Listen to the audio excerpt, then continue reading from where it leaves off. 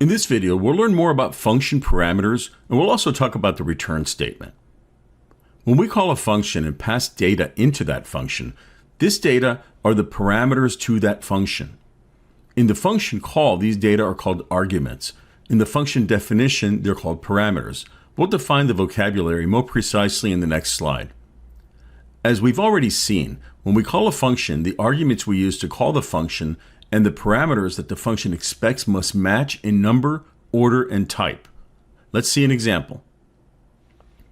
In this example, we have a function prototype that tells the compiler that we'll define a function named addNumbers that expects 2 integers and returns an integer. Then in the main, I declare an integer variable named result and we initialize it to 0. Then we call the addNumbers function and pass in the integer literals 100 and 200. The compiler will type check this function call to be sure it's valid. Since I'm passing in 2 integers and the function prototype says exactly that, then the compiler will not produce an error. You can see at the bottom of the slide that I've defined the addNumbers function. It has 2 integer parameters, a and b. In the case of the function call in main, a will be 100 and b will be 200. 100 plus 200 is computed and 300 is returned. The 300 is then assigned to the variable result in the main function. Let's take a look at another example. In this example, I didn't provide a function prototype to save space, but you should know at this point that it would be void say hello Sanders string. Notice that the function say hello expects one parameter, and it's a C++ string object. And it displays hello followed by whatever string is in the name object. The next 3 statements would normally be in main or in another function. These are the function calls. The first is say hello Frank. Notice that Frank is a C-style string literal, but the function expects a C++ string object. Aren't these types different? Why doesn't the compiler produce an error here? Yes, the types are different, but the compiler will try to convert one type to another if it knows how to make the function call work. In this case, the C-style string literal Frank is converted to a C++ string object. The same would happen if a function expected a double and I passed an int into it. The int would be promoted to the double as we've already seen.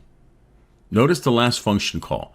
In this case, I'm calling the function sayHello with a single string object parameter myDog, which is a variable name for a string object with the string Buster in it. Let's talk a bit about how parameters are passed into functions. In C++, when you pass data into a function, that data is passed by value. What this means is that the value of the data is passed in by copy, so the compiler makes a copy of the data. That means that the code in the function does not change the argument that was passed in. When we finish the function, the original data that was in the function call will be unchanged. This is good and not so good. It's good because since we're making a copy, we can't change the original argument by mistake or intentionally. It's not good because sometimes making a copy of data can be expensive, both in storage needed and in time needed to actually copy that data. Also, sometimes we really do want to change the actual data being passed in. Fear not, C++ has solutions for all these use cases, and we'll learn about them soon. Let's define some vocabulary used in programming languages, that is, formal versus actual parameters. Formal parameters are the parameters defined in the function's definition, in the function header. Actual parameters are the parameters that are used when the function is called, that is, in the function call statement. Many programmers and languages call actual parameters the arguments to a function. In C++, the actual parameters are passed by value or copied to the formal parameters. Let me show you an example that will make this clear. In this slide, I have a function definition for a function called paramTest, and this function expects one parameter called formal. This is an example of a formal parameter. If this function expected more than one parameter, they would all be considered formal parameters. In the main function, I'm declaring an integer named actual and initializing it to 50. I'm displaying actual, which will display 50. Then I'm calling the paramTest function with the actual parameter. This is the function call. Any parameters passed to functions here are considered actual parameters. In this case, the value of the actual parameter is copied to the formal parameter. So formal in the paramTest function will have the value 50, but it's at a different location in memory than the actual since a copy was made. I then display formal in param test, so 50 is displayed. Then I assign 100 to formal and display it again. So you see 100 is displayed. Now the function is done and we return back to main and we print actual. Actual will still be 50. It was never changed because param test was working with a copy all along. It's very important that you understand the concept of pass by value since it's critical to understanding functions. Let's talk about the function return statement next. As we've already seen, if a function is defined as returning a value of a specific type, then the function must return a value of that type using a return statement. We've already seen a few examples of this, and we've been doing it in the main function all along. If the function return type is void, then the return statement is optional. A return statement can occur anywhere in the function body, but you usually see it as the last statement in the function body. The return statement immediately terminates the function. It's possible to have multiple return statements in a function depending on the logic in your code. However, this is not a best practice. You typically want a single return statement. Remember having multiple break statements in a loop and the potential problems you could have with readability? Well, the same is true with multiple return statements in functions. Finally, if the function returns a value, then this value becomes the result of the code that's called the function. Let's head over to the IDE and see some examples of parameter passing and pass by value. Okay, I'm in the IDE and I'm in the Section 11 workspace in the Function Parameters project. In this example, what I'd like to do is go over some simple function calls that pass in parameters by value. And I want to make the point, and hopefully you'll understand that those by value parameters do not change. And that's really important to understand. So I've got 4 function prototypes here. The first one is called pass by value 1. The second is called pass by value 2. And the first one just expects an integer. The second one expects a C++ string object. The pass by value 3 function expects a vector of string objects. And the last one, print vector, just prints out a vector. So if you send it a vector of strings, it displays all the strings in the vector. Okay, so let's look at it, the first one, pass by value 1. It expects a number. And the parameter name for that number is num. That's the formal parameter. And all I'm doing is changing num to 1,000. Really, really simple. So let's look at my main. In my main, I've got num, which is 10. And I'm simply saying num before calling pass by value 1 is, hopefully that'll print out a 10, right? That's what we expect. Then I'm going to call pass by value, and I'm going to pass into it num, which is 10. Remember, pass by value 1 changes that value to 1,000. And then I come back and I print out that number again. Now, you may think that we're going to get 1,000 here, but we're not. It's passed by value. So we actually passed in a copy to that function. So the function was changing the copy, not the actual, which is this num here. So let me run this, and then I'll walk you through exactly what's going on. You can see here, num before calling, 10. Num after calling, still 10. Okay, so let's talk about that. Remember, num is equal to 10 and it's in my main. So in this case, here's my main function. And it's got a local variable in there called num, and we initialized it to 10. Then we called this function right here. So this would be pass by value 1. And I'll just call it 1. Okay, just to save some writing time. So that's passed by value 1, and it expects an integer, num. So it's got its own copy of num. That's the formal parameter. And at this point, the 10 gets copied over to num. Okay, now I'm going to set num to 1,000. Remember, this num right here refers to that guy, not this one. So I'm changing the local num, the formal parameter, to 1,000. So I'm just changing this one to 1,000. I never touched this one. Now this function is finished. So this function is now finished. This is gone, and I'll talk about what gone means in a couple of videos when I talk about activation records and the stack. That's it. Now we return, and in the main we display num. Well, num never changed. Remember, this was an absolute copy of it. Okay, so hopefully that makes sense with pass by value. Let me show you another example.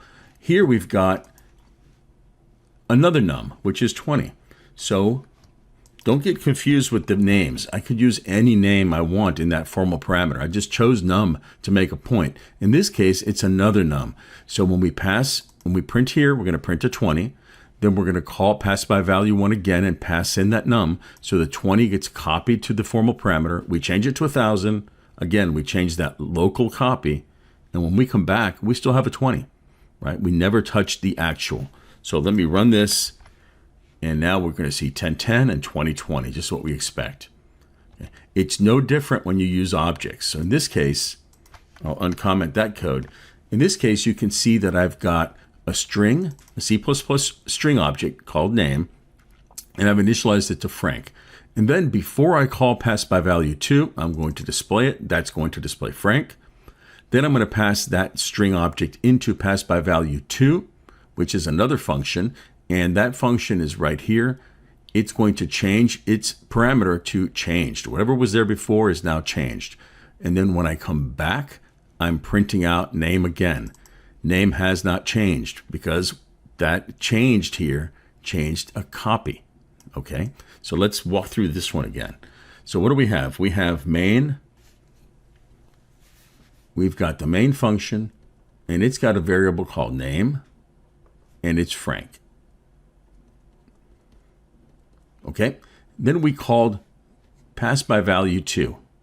So this would be pass by value 2, and it has a parameter, right? A formal parameter, which is a variable. It's called S.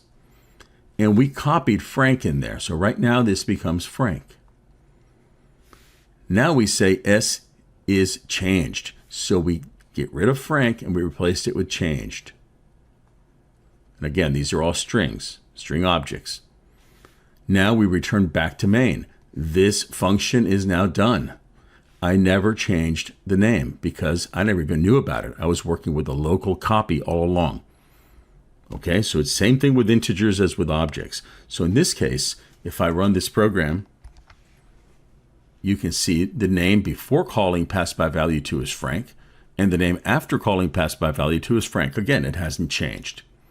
Right, let's do one more just to drive this point home. This is really important that you understand what's going on here. In this example, I'm using a vector of string objects. I don't think we've used a vector of string objects. We basically used, I think, vectors of integers and doubles. We can have a vector of anything. So here we're saying that Stooges is a vector of strings, and the strings in that vector are Larry, Moe, and Curly. So I'm printing out Stooges before calling pass by value 3, and I'm calling this function called print vector that just prints out those strings in that vector, whatever they happen to be. Then I'm calling pass by value 3, and I'm passing in Stooges, and then I'm just printing it out again. Okay, so let me run this first, and then we'll walk through it. So you can see that before calling the function, Larry, Moe, and Curly, after calling, that should say after right there, after calling the function, Larry, Moe, and Curly. Okay, so let me change that, make that correct. That way when you guys see it in the resources, you'll know what I'm talking about. So let me run that again. Okay, so before calling, Larry, Moe, Curly, after calling, Larry, Moe, Curly. So let's walk through this example. Here is the function passed by value 3. So in this case, what have I got? Well, I've got my main, and my main has the Stooges variable, which is a vector of strings. In this case, it's Larry, Moe, and Curly. Right? These are all string objects. Right? Now, I call this function right here, and I pass in Stooges to it. So this is passed by value 3, and it has that formal parameter v. That could be any name we want. Right now, Larry, Moe, and Curly get copied into v. So this will be Larry, Moe, and Curly. Now I execute this line right here, v.clear. That deletes these guys. So now v is empty. And that's it. Then I return back to main. What happens? This function is now gone. And when I come back to main, it still has that Stooges vector, Larry, Moe, and Curly. I never touched it because, again, I was working with a copy. In the next few videos, we'll learn how to send information in so that I can modify the actual parameters. But it's important to understand that by default, this is the behavior, pass by value, make a copy. Okay, so hopefully that makes sense. And if there are any questions, please post them on the course forums.